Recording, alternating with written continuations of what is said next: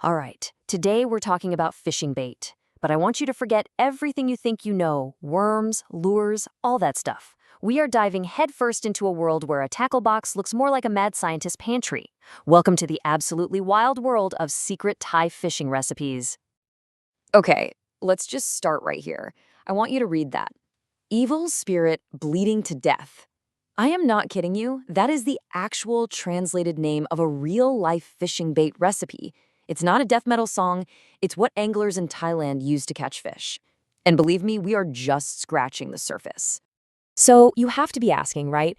What in the world is going on here? How do you get from, a simple worm on a hook to this? And what kind of fish are they even trying to catch with it?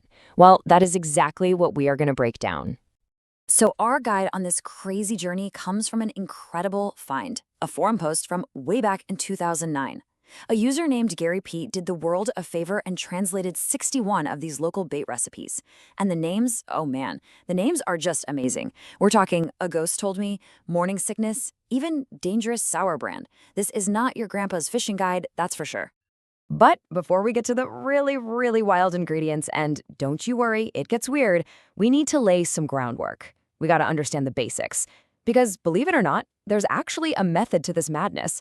There's a foundation that almost all of these recipes are built on. The absolute cornerstone of pretty much everything is an ingredient called lamb, or sometimes you'll see it as rum. All it is really is finely ground up rice husk or bran. So if you think of this like you're baking a very weird cake, lamb is the flour. It's the base that gives the bait its body and lets you pack it into a big ball. The other key part of the foundation is bread.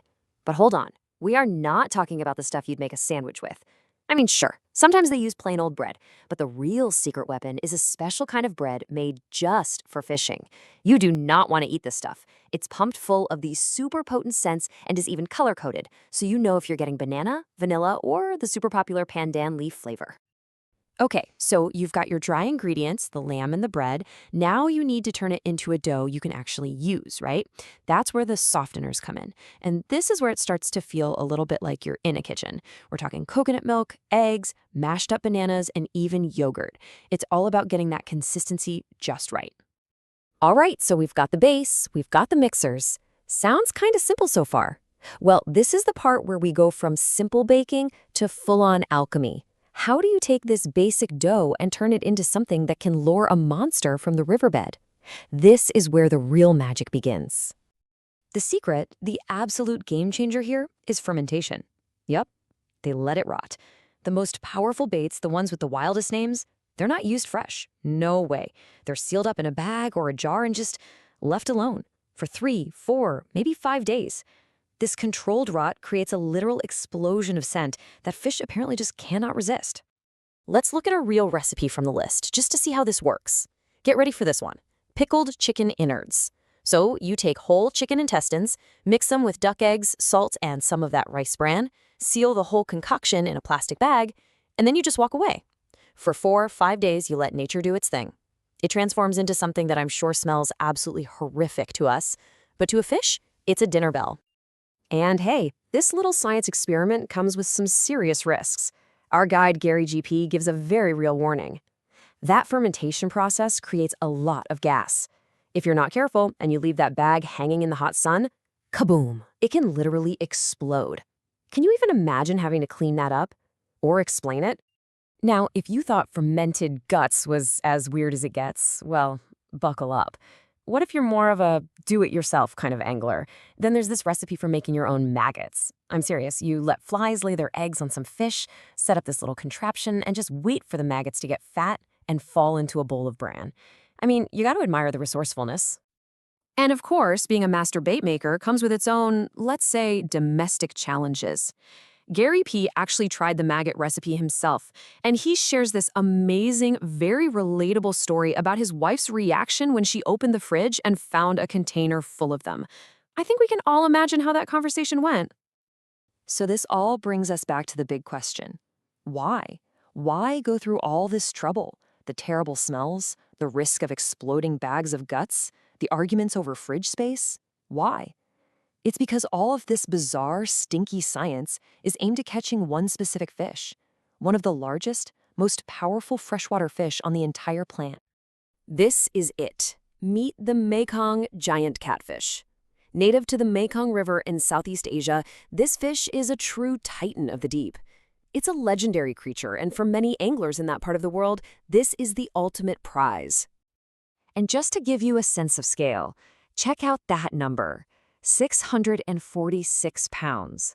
That's the biggest one ever officially recorded. That is heavier than a full-grown grizzly bear. So yeah, this isn't just fishing. This is a straight-up battle with a river monster. But here's the biggest surprise of all, the huge twist in the story. This absolute behemoth is a gentle giant. It has basically no teeth, it's an herbivore, mostly feeding on algae and plants, and that one fact changes everything. It's why all these stinky fermented recipes work. You're not trying to imitate a little fish. You're trying to create a massive, irresistible cloud of scent for a fish that just kind of grazes along the bottom. And that explains the gear they use. It's called a method feeder rig. You take that giant, smelly dough ball and pack it all around that spring-loaded cage. Once it's in the water, it slowly dissolves, releasing this huge cloud of scent. The catfish is drawn in by the smell, starts to hoover up all the little particles, and eventually sucks in the hook. It's a game of scent, not sight. So when you put it all together, you realize these recipes aren't just weird for the sake of being weird. They are a highly specialized, incredibly clever solution to a very specific challenge. This is so much more than just putting food on a hook. It's a genuine art form. It's this incredible blend of folk chemistry, local knowledge passed down through generations, and a ton of culinary creativity, all to create something uniquely effective. And this quote right here, it just nails it. It really captures the spirit of what these Thai anglers are doing. You know, in a world full of high-tech lures and gear, there's a real power in rediscovering old knowledge and daring to try something that everyone else has forgotten about. It really just leaves you with one final thought. When you're fermenting bananas in yogurt or you're pickling intestines with duck eggs, at what point does it stop being just fishing bait and become something else entirely? Maybe a strange, forgotten culinary art designed for a diner that just happens to be a 600-pound fish.